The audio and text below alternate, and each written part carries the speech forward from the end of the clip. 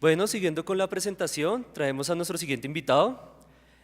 Vamos a invitar al doctor Álvaro Martín Moreno, de la Facultad de Ciencias Económicas de la Universidad Nacional de Colombia, en el tema macroeconomía y ambiente. El profesor Álvaro Martín Moreno es magíster en economía y licenciado en física de la Universidad Distrital Francisco José Caldas y economista de la Universidad Nacional. Cuenta con una amplia trayectoria investigativa y docente en el área de las finanzas públicas, la política económica, la historia económica de Colombia y en general en los análisis macroeconómicos. Actualmente se desempeña como docente adscrito a la Facultad de Ciencias Económicas de la Universidad Nacional de Colombia y ha sido 2 veces otorgado el premio de docencia excepcional dentro de la misma institución. ¿Puede continuar, invitado?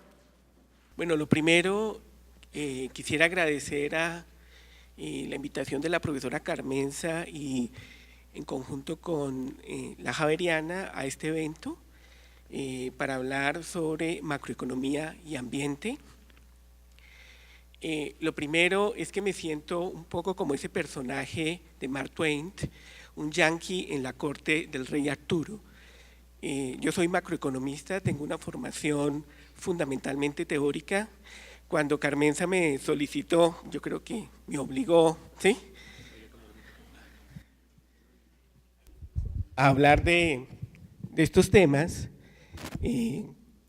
Por lo demás, soy bastante escéptico sobre las posibilidades de crecimiento sostenible, incluso fuerte o débil. Me costó efectivamente los últimos 3 meses dedicarme a estudiar ecología, macroeconomía ecológica y alejarme un poco de mis labores básicas como macroeconomista. Para mí fue, digamos, esclarecedor la charla del profesor Naredo. Me relacioné con un poco de estos conceptos y creo que de pronto les puedo decir algo útil. Espero no aburrirlos, pero al final lo único que tengo son pensamientos lúgubres como cualquier otro economista realista. Entonces, espero no aburrirlos, voy a leer y hay unas gráficas que voy a explicar, digamos, de la mejor manera posible. El título que yo le puse a mi charla, ese es el del seminario, es Macroeconomía Ecológica. Me pidieron que diera una charla sobre la relación entre macroeconomía y ambiente. Puedo decirles que tal relación no existe, o por lo menos uno no la encuentra a nivel conceptual y teórico. La literatura convencional reserva un capítulo de los cursos de microeconomía al tema, pero lo aborda desde la perspectiva de las externalidades y propone acciones de corrección a nivel microeconómico mediante esquemas de precios o regulaciones sobre el uso de los recursos. El método analítico se reduce a ejercicios triviales de costo-beneficio. Si ustedes revisan el texto electrónico del proyecto CUR o núcleo, que responde a los cuestionamientos de la pertinencia de la economía como una disciplina científica después de la crisis del 2007-2008, encontrarán que en el capítulo 18 se resumen las ideas básicas sobre el tema, pero en ninguna parte se hace referencia a las relaciones entre la macroeconomía, la política de estabilización y de los costos ambientales. Todo se reduce a un ejercicio monótono de resolver problemas de minimización o maximización, contemplando las consecuencias de las actividades individuales de los agentes económicos sobre el medio ambiente, los sistemas naturales y el cambio climático. Es cierto que este conocimiento reporta una alta rentabilidad privada a quien se dedique a vender en el mercado estudios de costos ambientales y a diseñar esquemas de compensación a las grandes corporaciones privadas. Sembrar 10.000 nuevos frailejones puede compensar la intervención irreversible de un páramo de 500 años. El problema es simple. Determina el número óptimo de frailejones que hace igual el valor presente de los costos y beneficios privados y públicos de explotar la riqueza mineral del ecosistema. Así de fácil se hace economía ambiental. Bueno, no tanto. Primero toca aprender una batería de técnicas sofisticadas de matemáticas del siglo XIX y de econometría y estadística del siglo XX. De lo anterior, podríamos concluir que no existe una relación entre la macroeconomía y el medio ambiente, es decir, que los fenómenos asociados con los ecosistemas no imponen o son invariantes ante cambios en las políticas macroeconómicas de estabilización y crecimiento. En realidad eso es exactamente lo que piensan los macroeconomistas convencionales o neoclásicos. El nuevo consenso macroeconómico, que surge de una síntesis de los modelos de los llamados economistas de agua salada, conocidos como modelos de ciclos reales de los negocios, y los economistas de agua dulce, los neo-keynesianos de Harvard, Princeton, Yale, Stanford, consiste en 3 ecuaciones elementales. Una curva IS, que es el equilibrio ahorro-inversión macroeconómica, una curva de Phillips, que establece la relación entre inflación y desempleo, y una regla de tasas de interés conocida como la regla de Taylor, que determina el comportamiento del Banco Central. El ejercicio es simple. Si el Banco Central logra igualar la tasa de interés de redescuento con la cual le presta al sistema financiero, con la tasa de interés natural que equilibra el ahorro y la inversión, la economía alcanza el pleno empleo y la estabilidad de precios. Blanchard denomina este ejercicio de magia monetaria la coincidencia divina. Nada más, dice el banquero central, allí termina su trabajo. De hecho, el nuevo consenso no incorpora en sus ecuaciones restricciones ambientales o ecológicas. La tasa de interés natural y la tasa de desempleo natural no tienen nada que ver con la naturaleza. Sin embargo, cabe preguntarse por qué no se toman en cuenta los efectos de la política monetaria sobre el medio ambiente. La respuesta es sencilla. La política monetaria es neutral en el largo plazo y solo afecta a los precios absolutos, es decir, la inflación. Pero resulta que los ejercicios que hacen los economistas ambientales utilizan la tasa de interés para descontar los flujos de caja de los empresarios que explotan los recursos naturales. Cuando el Banco Central sube la tasa de interés, reduce los incentivos para conservar los bosques y aumenta su tasa de explotación. Existe una tasa de interés natural compatible con la conservación del bosque. Además, cada tipo de bosque tiene una tasa de interés natural diferente y depende de su patrón de recuperación y renovación biológica. Por tanto, cuando el Banco Central aumenta la tasa de interés para reducir los brotes inflacionarios, está afectando la tasa de explotación de un bosque nativo al punto que si la tasa de interés monetaria es mayor que la tasa natural de interés del bosque, lo más probable es que la extracción de madera llegue a un punto de no retorno, es decir, la imposibilidad de la recuperación en el tiempo del ecosistema. La política monetaria entonces explica en parte la extinción de todos aquellos bosques cuya tasa de interés natural es menor que la tasa que fija el Banco Central para conjurar la inflación. ¿Es posible, uno se pregunta, introducir restricciones ambientales a la macroeconomía y a la política de estabilización? La respuesta es claro que sí. Uno de los primeros ejercicios fue introducido por 3 economistas, Hayek en el 2000, Sinn en el 2006 y Lau en el 2003. Utilizaron el modelo keynesiano ISLM e introdujeron una nueva curva de equilibrio que se llamó el equilibrio ecológico.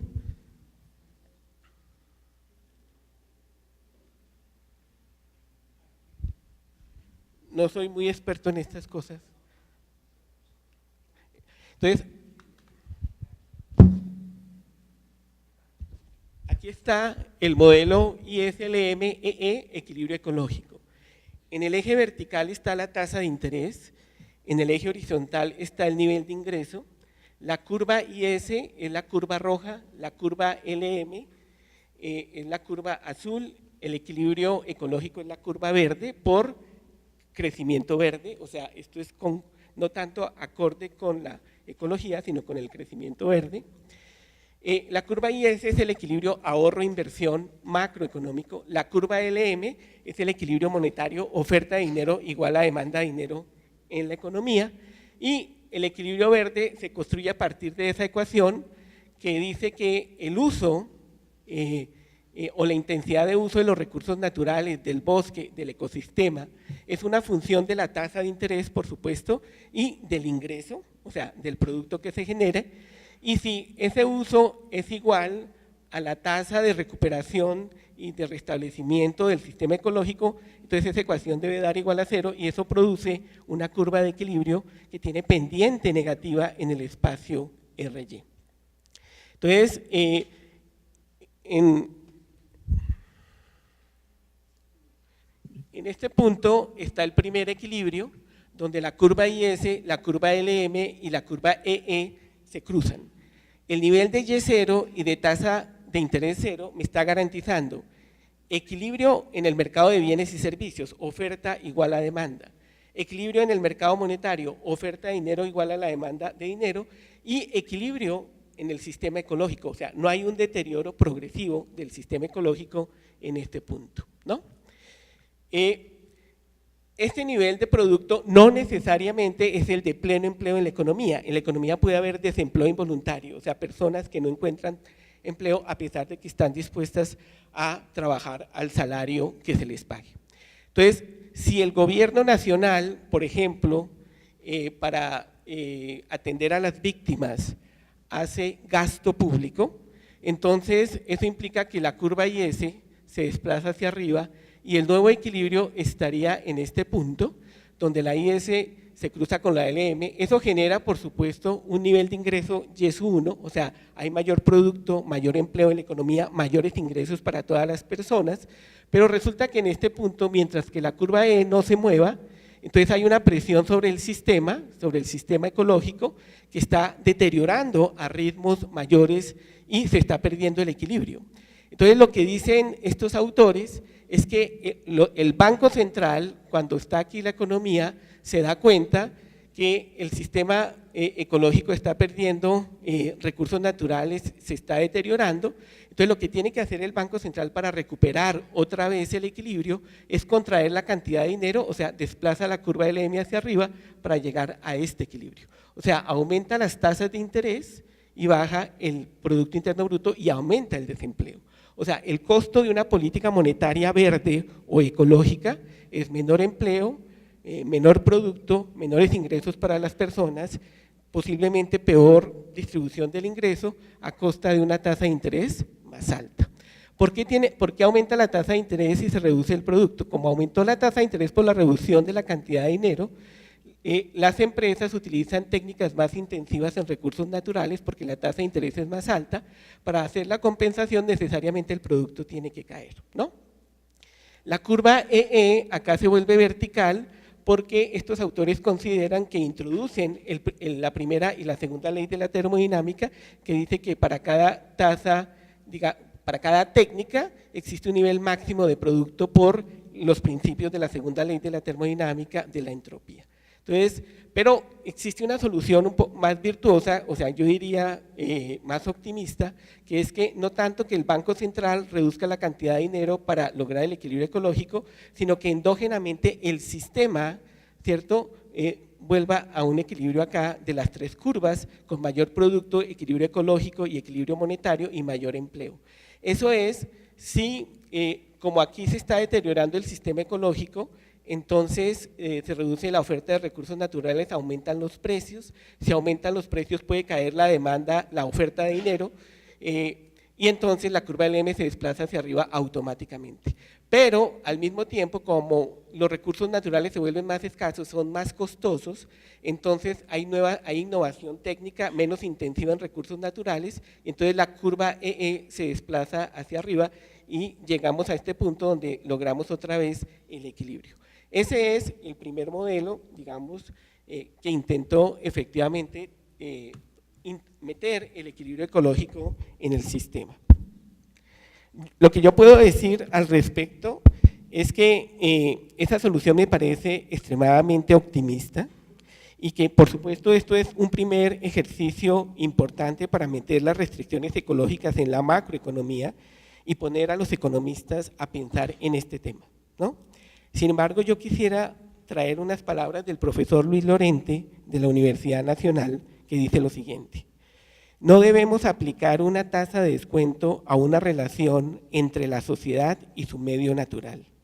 Cuando usamos una forma de descuento o tasa de interés, estamos comparando el agotamiento o el uso físico de un recurso natural con un fenómeno monetario.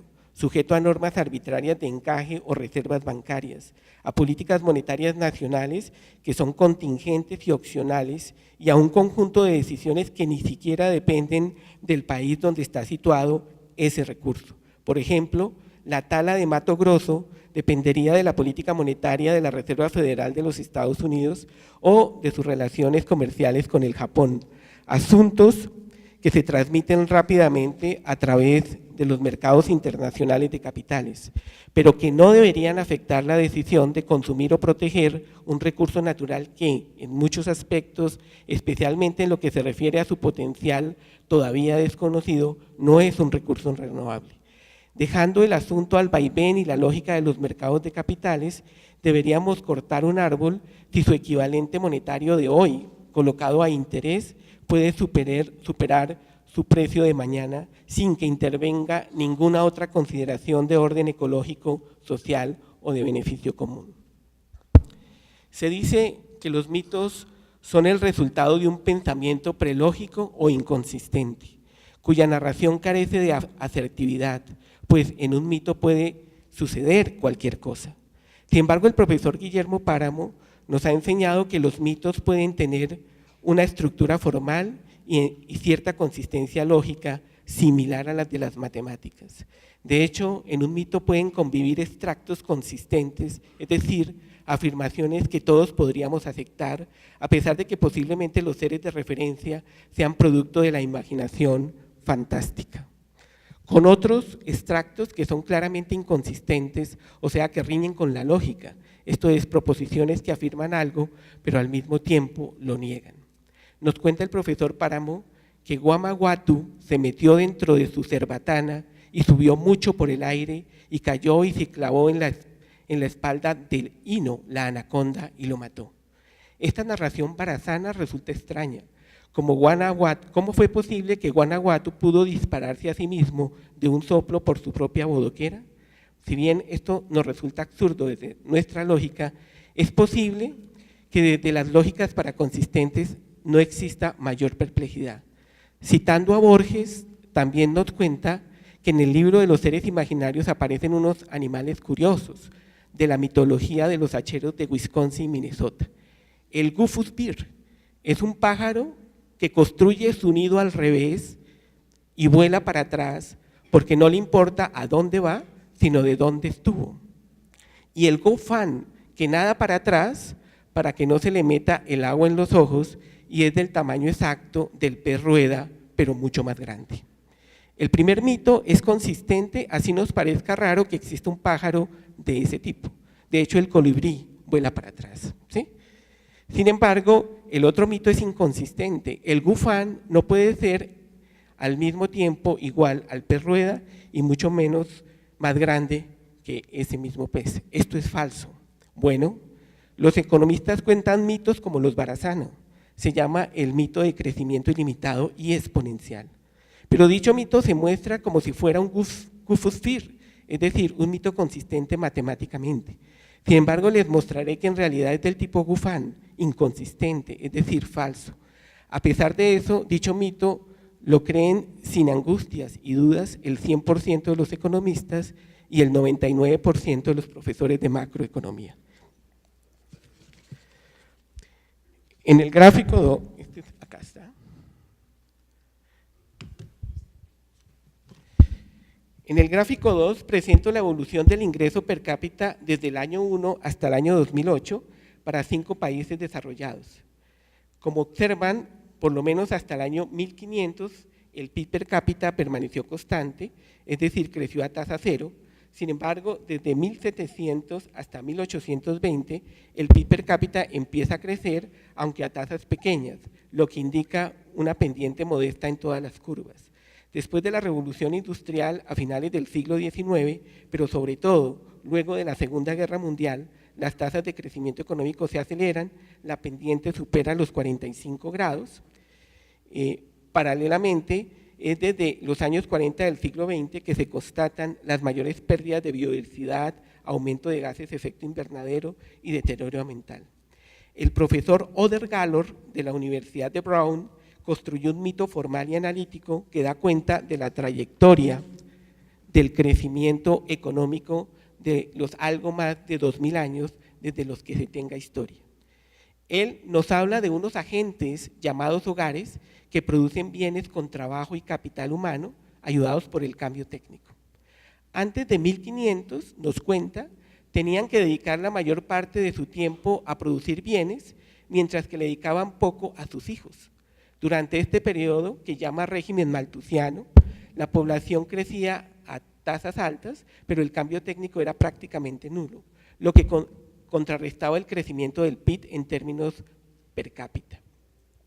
Entre 1700 y mediados del siglo XIX, el cambio técnico mejora, por tanto los padres pudieron dedicar más tiempo a sus hijos, lo que implicó tener menos, pero de mejor calidad. A este periodo lo llama post-malthusiano. Acá el PIB per cápita crece por mejoramientos de la productividad y porque la tasa de crecimiento poblacional se desacelera, pero sigue siendo crecimiento positivo. El periodo que va desde finales del siglo XIX hasta nuestros días lo llama régimen de crecimiento moderno, porque el cambio técnico crece a tasas altas, lo que libera tiempo de los hogares que dedican al cuidado y educación de sus hijos, reduciendo la tasa de crecimiento poblacional, y eso es todo. Esta historia se cuenta con sendos modelos matemáticos dinámicos que muestran de manera consistente, a la manera del Guthbert, que la historia que nos cuenta es creíble, o por lo menos que no choca con nuestra lógica. En el gráfico 3,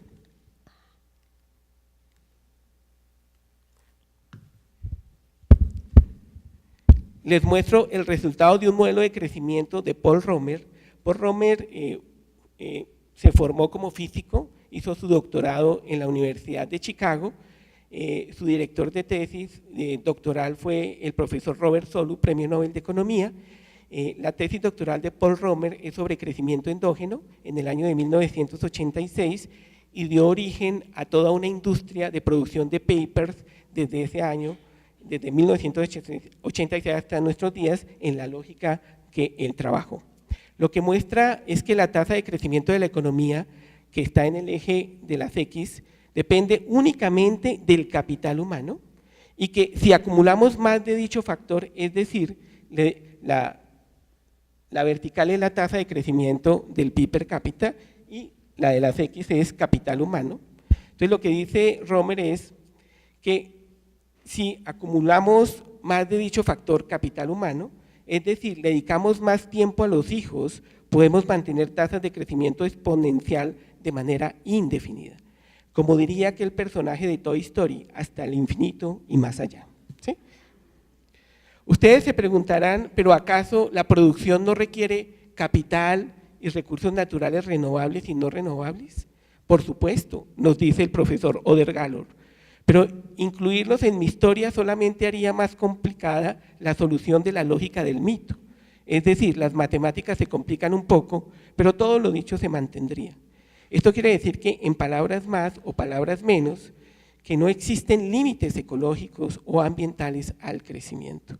El capital humano desmaterializado garantiza que las economías modernas continúen su crecimiento de largo plazo sin amenazas catastróficas.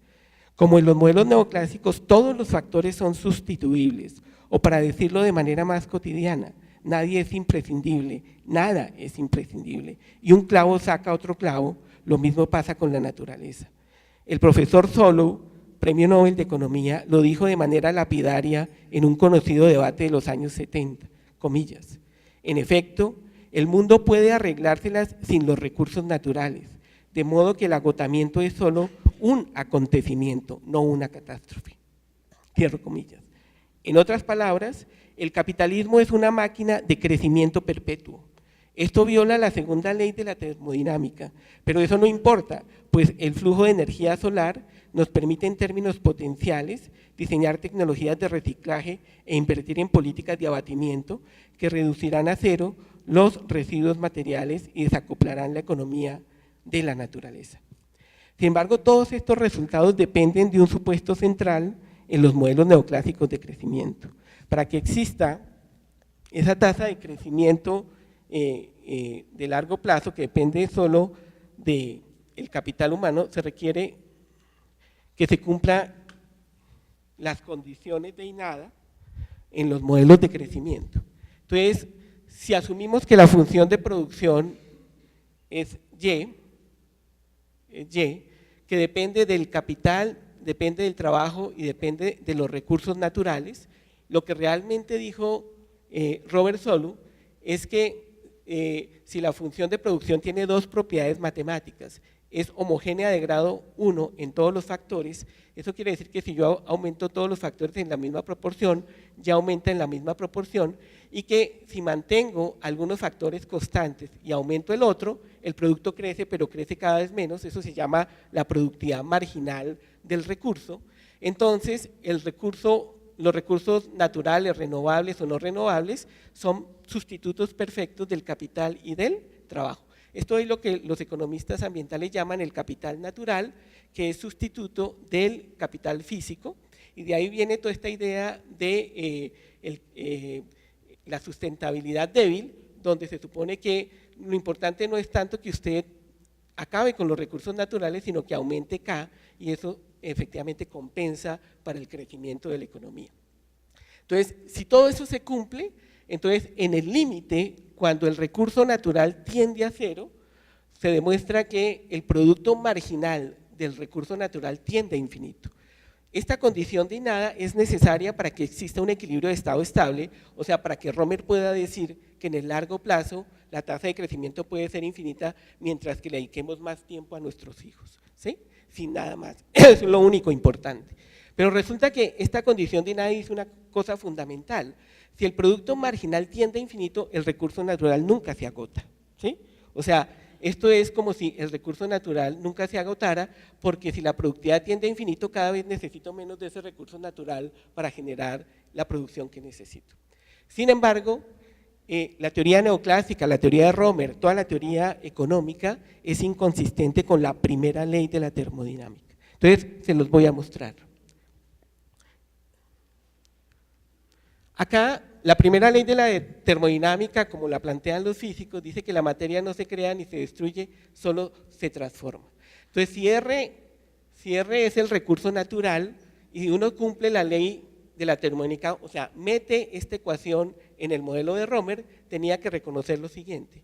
Este recurso se tiene que, digamos, transformar en parte en producto con este porcentaje GRO está entre 0 y 1, o sea, parte del recurso entra en el bien final, pero otra parte, como decía el profesor Naredo, tiene que ir como desperdicio o desecho o residuo al medio ambiente, y esto, digamos, se puede reciclar, etcétera, pero por ahora eso no es tanto lo importante. Y mu es la parte del recurso que va como desecho o residuo, ¿sí? Acá yo no voy a hacer ningún supuesto adicional que el que mantiene, digamos, la teoría neoclásica. Voy a considerar que el recurso natural y el capital son sustitutos, etcétera, y entonces uno puede demostrar, como lo hizo el economista Stefan Baumgartner, alemán, que haciendo alguna matemática y algunos ejercicios sencillos, que el límite, cuando el recurso tiende a cero, el producto marginal es igual a 1 sobre GRO, pero esto es un número constante, o sea que efectivamente el recurso natural se agota. Entonces aquí hay una contradicción, como en los mitos, digamos, donde hay una proposición que uno podría aceptar, pero es incoherente con esta otra proposición. O sea que en esta perspectiva, la teoría neoclásica, digamos, no da cuenta realmente y uno no debería creer ese mito que le cuenta. Entonces la pregunta es si hay alternativa, ¿sí?, a la teoría neoclásica, ¿no? Y entonces mi respuesta es que sí, y se encuentra en análisis underground, o sea, de guetos de economistas en extinción como los recursos naturales en la mayoría de las escuelas de economía del mundo.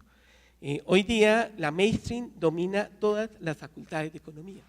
Los profesores heterodoxos, marxistas, postkeynesianos, institucionalistas, cada vez hay menos en las facultades de economía, cada vez se van a otras facultades, y yo podría confesarlo, en la Facultad de Economía de la Nacional, yo soy uno de los últimos mohicanos, o sea, cada vez los nuevos profesores jóvenes, brillantes, bien preparados, con doctorados en las mejores universidades del mundo, pues defienden la corriente principal.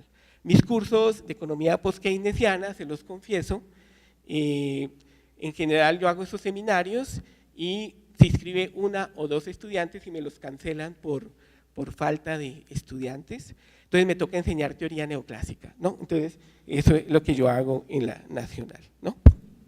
Entonces, ¿cuál es la alternativa? La alternativa es lo que se llama la macroeconomía ecológica, que es una síntesis entre los economistas ecológicos que reconocen de manera seria las limitaciones macroscópicas que imponen la primera y la segunda ley de la termodinámica a las actividades humanas a nivel agregado, ¿sí? O sea, lo importante aquí es que los análisis son macroeconómicos, macroscópicos y no a nivel micro e individual, no es un proceso de agregación, sino que hay dinámicas agregadas, propiedades emergentes de los sistemas que no se pueden explicar a nivel microeconómico, ¿no?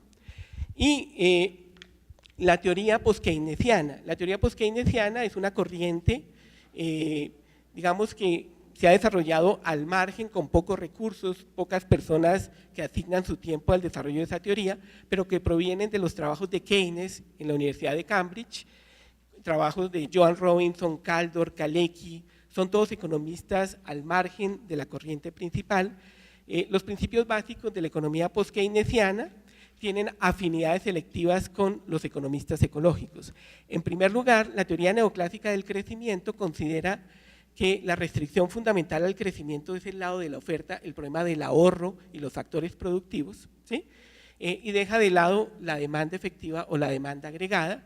La teoría neoclásica, como ustedes ven, no tiene en cuenta para nada los problemas monetarios y los problemas financieros. O sea, uno puede construir un modelo neoclásico sin dinero, sin bancos, sin nada. Eso de hecho es el modelo de Romer. El modelo de Romer parte de un individuo que él llama agente representativo, que maximiza una función de utilidad en un horizonte de tiempo infinito. O sea, son Highlanders los personajes de la teoría neoclásica, viven horizontes de tiempo infinito. Todos sabemos que incluso el sistema va a terminar en un tiempo, pero ese es un argumento central, pero para nada meten el dinero ni el sistema financiero y llegan a resultados de tasa de crecimiento ilimitado.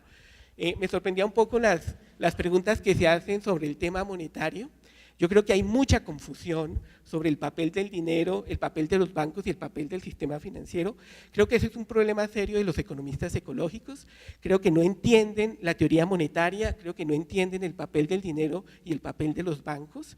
Y la teoría post-keynesiana creo que tiene la teoría correcta de cómo funciona el sistema financiero, el sistema bancario y el papel del dinero en una economía capitalista. Se conoce como la teoría del circuito monetario, la teoría del dinero endógeno, pero yo no voy a extenderme en eso, solo voy a dar algunas ideas que estos economistas han metido de la economía ecológica. Entonces, un primer principio central de la economía post-keynesiana es que la principal restricción al crecimiento no es el ahorro ni la oferta, sino la demanda efectiva. Ahora, el modelo ISLM que yo les mostré es un modelo keynesiano, pero con raigambre neoclásica. En ese modelo, efectivamente, la demanda juega un papel importante, pero en el corto plazo. En el largo plazo, todos los economistas neoclásicos consideran que las únicas restricciones son restricciones de oferta, o sea, de factores productivos y de ahorro. Pero los economistas post-keynesianos dicen que incluso en el largo plazo, la demanda determina el crecimiento de la economía capitalista, que ellos llaman economías monetarias de producción, porque el dinero es necesario para el inicio del proceso productivo, ¿sí? El otro elemento importante de los economistas post-keynesianos, y eso lo heredan de Keynes, es que en un mundo bajo incertidumbre radical, donde sencillamente no sabemos qué va a pasar en el futuro, el dinero es el vínculo entre el presente y el futuro. ¿Qué significa eso? Que necesariamente cualquier análisis de las economías reales modernas necesariamente tiene que incorporar el sistema financiero, el dinero desde el principio. No podemos entender el crecimiento de largo plazo de los últimos 2000 años, o sea, por lo menos desde el siglo XIX para acá, sin entender el papel que juega el dinero y cómo funciona una economía monetaria de producción. O sea, lo financiero juega un papel trascendental y, como decía el profesor Nadero, digamos, hay que meterlo desde el principio. El otro, digamos, el elemento importante tiene que ver con el análisis de los agentes en la economía.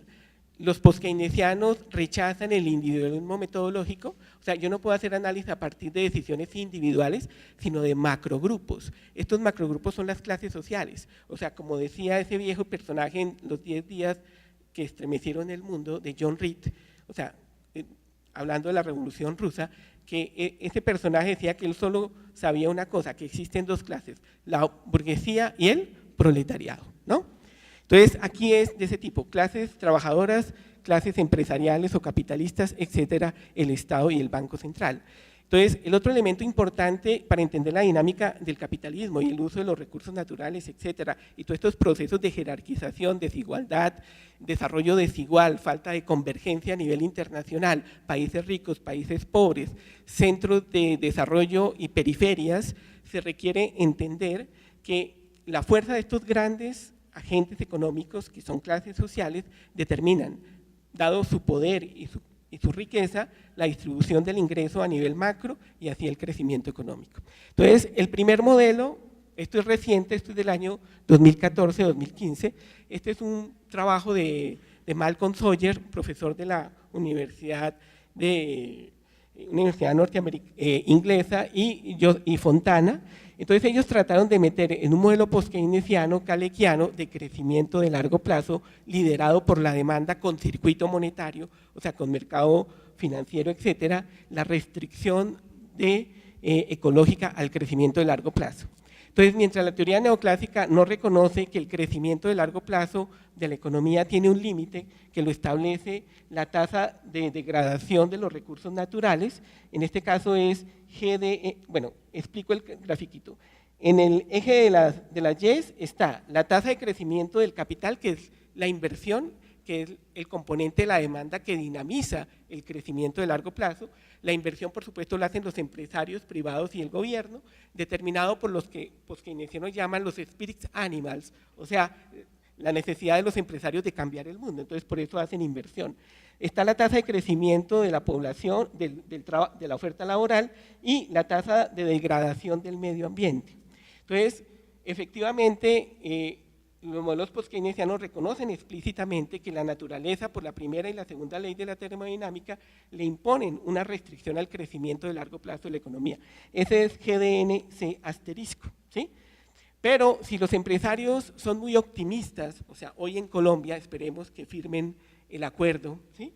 Entonces los empresarios van a ser muy optimistas sobre el futuro de Colombia, ellos van a invertir GK, que eso genera una tasa de crecimiento de la economía G3, pero G3 es incompatible con la tasa de crecimiento, del crecimiento sostenible fuerte, que sería G1, que está determinado por la tasa de degradación del medio ambiente. G2 es la tasa de crecimiento de la economía que garantiza el pleno empleo, o sea, si la economía crece a G2, entonces todas las personas encuentran empleo en la economía. Pero resulta que la tasa de crecimiento sostenible fuerte en la economía está por debajo de la que quieren los empresarios, de la que garantiza el pleno empleo está muy por debajo. Entonces, para lograr la sostenibilidad de largo plazo, lo que hay que hacer es bajar el ritmo de inversión, eso implica bajar el ritmo de crecimiento económico, generar desempleo en la economía, posiblemente mayor desigualdad en la economía, y eso es el costo de un crecimiento, digamos, sostenible en el largo plazo. Lo que dicen los post-keynesianos es que eso es factible porque efectivamente hay que hacer cambios dramáticos en la estructura del sector financiero, o sea, hay que cambiar las reglas y la regulación del sistema financiero, fundamentalmente. Hay que ponerle restricciones a los bancos en términos de la composición de sus activos, fundamentalmente incentivar las inversiones en cosas verdes, en abatimiento, etcétera, y hacer gasto público, o sea, yo puedo crecer por debajo de la que me garantiza el pleno empleo, pero el gobierno nacional puede implementar políticas que son sostenibles, que no son inflacionarias. Hay una propuesta de una teoría de algunos autores post-keynesianos, Randall Wright y otros, que dicen que se puede implementar un sistema que se llama buffer de empleo público, que es un estabilizador automático que garantiza empleo a todas las personas que quieren trabajar al salario que fije el gobierno para hacer diferentes tipos de trabajos, incluso trabajos verdes. O sea, el Estado contrata a personas que están dispuestas a trabajar, les paga un salario básico con todas las condiciones y hacen trabajos de pueden ser de economía ambiental o de otro tipo de cosas, y yo puedo garantizar el pleno empleo. Estos autores muestran con una teoría monetaria diferente a la que tienen incluso los economistas ecológicos, que creo que tienen en su cabeza una idea del dinero y el sistema monetario, el sistema bancario, muy parecida a la neoclásica, que usted puede garantizar pleno empleo, crecimiento estable y además puede, sin inflación, o sea, estas políticas no son inflacionarias, ¿no?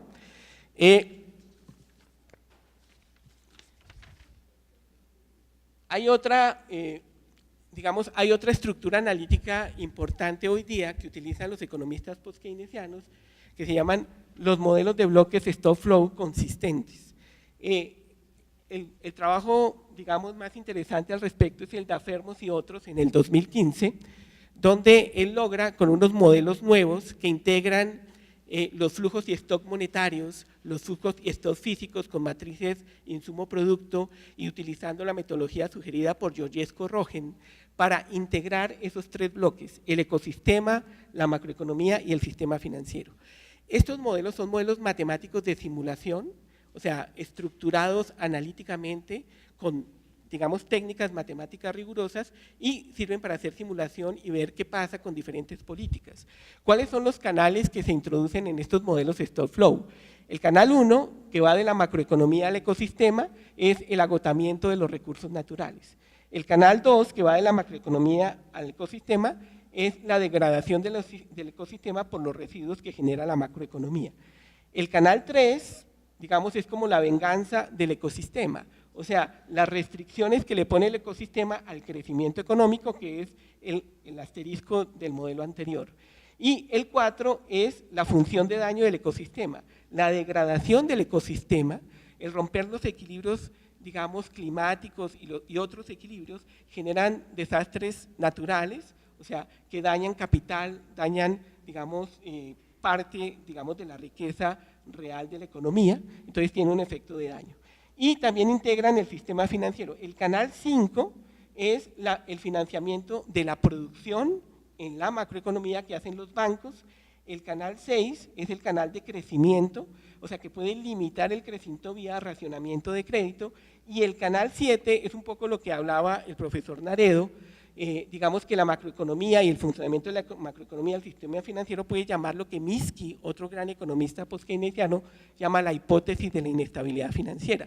O sea, el canal 7 fue el que llevó a partir del modelo de generar para distribuir en los Estados Unidos y la titulación de los activos de los bancos comerciales y venderlos en el mercado de Wall Street, fue lo que llevó a la crisis financiera de los Estados Unidos, ¿no? Entonces, básicamente, el mensaje de los post-keynesianos, y con eso termino, es el siguiente. Tenemos que reconocer que hay tres pseudomercancías en la economía. Eso lo dijo Carpo Lange en un libro extraordinario que se llama La Gran Transformación. Esas tres mercancías son la tierra o la naturaleza, o sea, si los tratamos con mercados, los mercados tarde o temprano destruyen la tierra y la naturaleza. El dinero no es una mercancía, ¿sí? No se produce como las mercancías, y si dejamos que el mercado determine la dinámica del dinero, lleva a las crisis financieras, o sea, destruimos el sistema de pagos, que es un bien público, ¿sí? O sea, me sorprenden algunas preguntas de cómo funcionaría una economía capitalista sin dinero. No funciona, o sea, no puede funcionar. Una economía de trueque es una imposibilidad en los términos, o sea, las economías de trueque jamás han funcionado y uno puede mostrar matemáticamente que son incoherentes por sí mismas. O sea, necesitamos sistemas monetarios de producción con bancos, sistema financiero, pero efectivamente no el que tenemos, otro tipo de sistema financiero regulado. Y el tercero es el trabajo, las personas. Las personas tampoco son mercancías, pero si flexibilizamos los mercados laborales, terminamos destruyendo a las personas. Mis pensamientos realmente son lúgubres, o sea, yo como economista, digamos, la lucidez, digamos, que uno puede alcanzar como economista, pues tiene que ser desesperanzadora, ¿no? Todas las arqueologías del futuro efectivamente son ciencia ficción. A mí me gustan dos, Mad Max, el guerrero de la carretera, y una novela que se llama La carretera, de un gran escritor norteamericano que se llama Marcus McCarthy, ¿sí? En Mad Max lo que uno ve es un mundo desértico donde las personas se dedican a pelear por lo que queda de un recurso natural fósil de combustible. Pero lo que uno ve en esa película es que tarde o temprano todo el mundo va a desaparecer del sistema, porque todo sí se ha acabado. Y la novela de McCarthy es una novela extraordinaria, también hay una película donde hay otro tipo de desastre natural global, donde en lugar de ser tierras desérticas, lo que hay es un mundo cubierto de cenizas, o sea, aparentemente un gran incendio acaba con toda la tierra, y la epopeya no son grandes guerreros, sino un padre y su hijo, cuyos nombres nunca se enuncian en la novela, que caminan hacia el sur, o sea, hacia ninguna parte, ¿sí?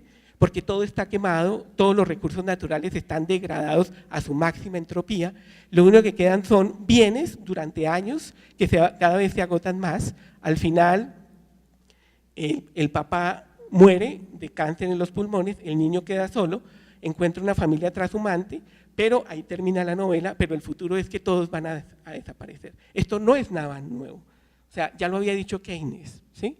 En el largo plazo todos vamos a estar muertos. Muchas gracias.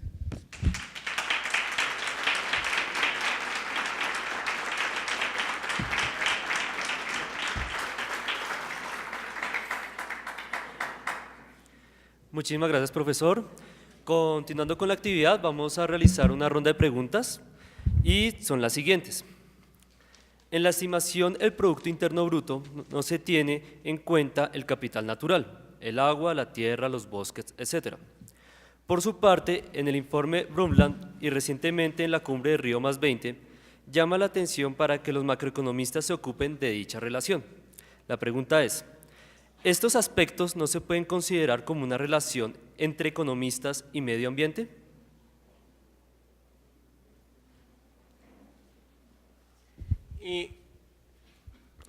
Bueno, no, lo que no se toma en cuenta en la medición del Producto Interno Bruto no es tanto el capital natural, que es un stock, ¿sí? El PIB es un flujo de ingresos o de riqueza o de nuevos bienes. Por supuesto que se toma en cuenta cuando utilizamos esos recursos naturales, renovables y no renovables, para producir bienes que se venden en el mercado a un precio, y eso se incorpora en el Producto Interno Bruto, ¿sí?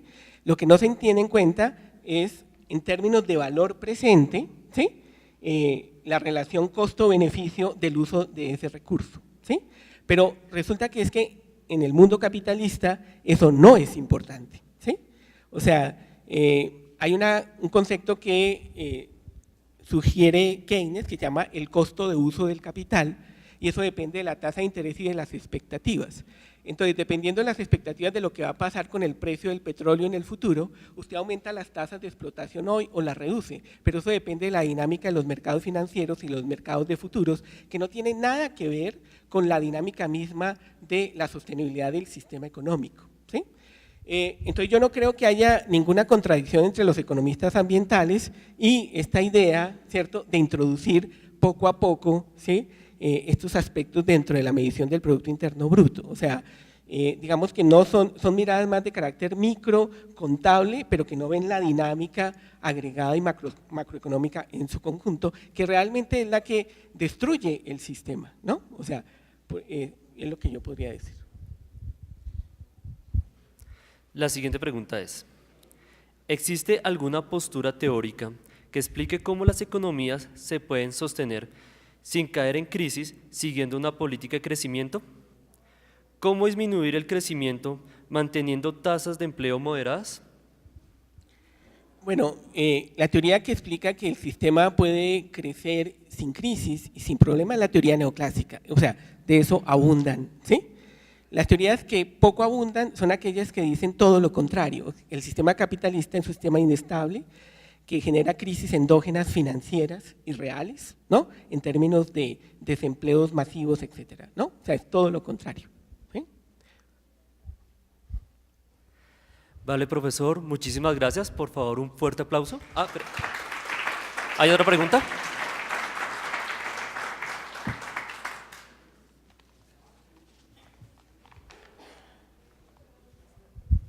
Aquí nos llegan dos preguntas. Una, que digamos, ¿cómo salir de la contradicción de mayor crecimiento versus, más bien de mayor crecimiento, luego deterioro ambiental versus mayor conservación ambiental, mayor desempleo. Y la otra para aquí. En el modelo planteado neoclásico y de pronto también en el keynesiano, solo aparece la naturaleza como proveedora de recursos, pero no la naturaleza como asimiladora de contaminación e impactos ambientales. ¿Cómo incorporar ese servicio de asimilación de la naturaleza, incluso muchos otros servicios ecosistémicos o ambientales, a ese modelo de crecimiento neoclásico o al modelo planteado neokeynesiano?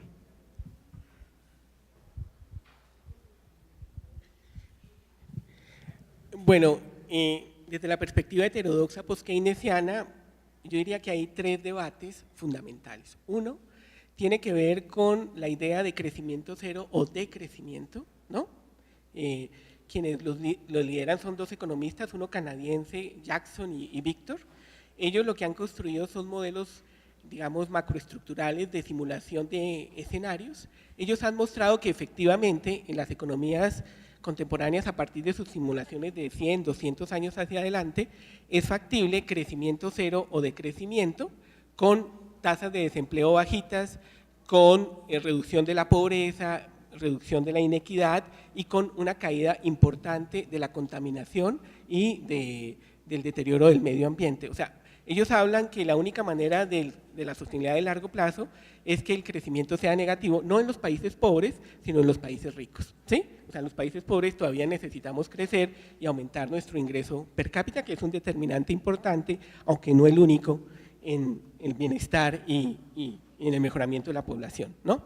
Sin embargo, hay otra visión desde los post-keynesianos, es los que consideran el imperativo del crecimiento, ¿sí? Son modelos matemáticos post-keynesianos con las mismas líneas analíticas, pero llegan a conclusiones totalmente diferentes a las de Victor y Jackson.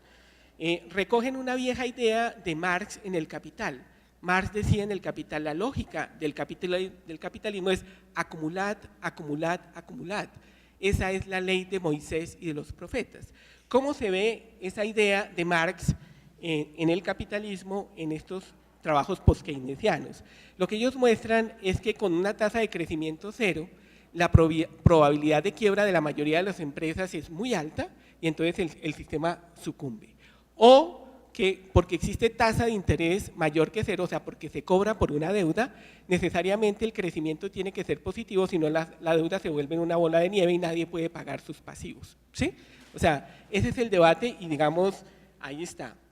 Hay un trabajo reciente de Marc Lavoie, un economista post-keynesiano de la Universidad de Ottawa, donde él demuestra que usted puede, en modelo stock flow, como estos modelos stock flow, usted puede tener crecimiento cero con tasa de interés positiva y sin quiebra de las empresas en un sistema monetario normal. O sea que, digamos, el debate está ahí, es teórico, no es empírico porque son solo simulaciones, o sea, no sabemos qué va a pasar, ¿sí? ¿Cuáles son los ejemplos empíricamente que uno podía reflexionar? Está Japón, ¿sí?, con crecimiento cero desde el año 1990 por la crisis financiera, no porque ellos quisieran, sino que no han podido resolver su problema de balance financiero. Y digamos, la economía ha marchado relativamente bien, bueno, ha habido líos, pero la economía japonesa funciona. Está Venezuela, ¿sí?, que es un desastre de crecimiento, o sea, con crecimiento negativo y una sociedad que está casi sucumbe institucionalmente, ¿sí? Eso es producto, yo creo, de la caída de los precios del petróleo, no tanto del chavismo ni del socialismo del siglo XXI. O sea, si el petróleo estuviera en $200 el barril, pues Venezuela sería el mejor vividero del mundo. O sea, eso no tiene que ver mucho. Lo que pasa es que con esos precios el socialismo del siglo XXI no es sostenible. O sea, digamos, ese es el punto. ¿Cuál sería la otra?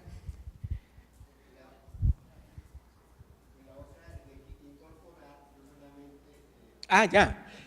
No, el modelo de Dafermos Stock Flow tiene, digamos, un bloque de insumo producto donde mete todos los flujos en términos reales, pero también mete lo que decía Georgescu Rogen, o sea, los elementos disipativos de materia y energía, pero también de reciclaje, etcétera. Entonces cumple con la primera y la segunda ley o sea, hay ecuaciones en ese modelo que ponen esas restricciones a todo el sistema. O sea, yo creo que la mejor vía para esto es los modelos Stock-Flow desde la perspectiva post-keynesiana, por lo siguiente, y con eso no quiero cansarlos más, uno no puede negar que en el mundo moderno, digamos, el lenguaje hegemónico en las ciencias sociales, y yo incluso diría del poder, es el lenguaje de los economistas, ¿sí? O sea, la jerga de los economistas, el lenguaje de los economistas determina las decisiones, ¿no? Entonces, efectivamente uno puede tener ideas diferentes, pero si no habla en términos de los economistas, si no los refuta en sus términos, con modelos matemáticos bien estructurados, donde se incorporan todas estas ideas de la economía ecológica, entonces, digamos, se perdería una batalla importante. No estoy diciendo que con esto se resuelvan los problemas, pero creo que la economía ecológica ganaría mayor respetabilidad en las facultades de economía, integrando, eso sí, todo el saber ecológico con los saberes de estas tradiciones heterodoxas.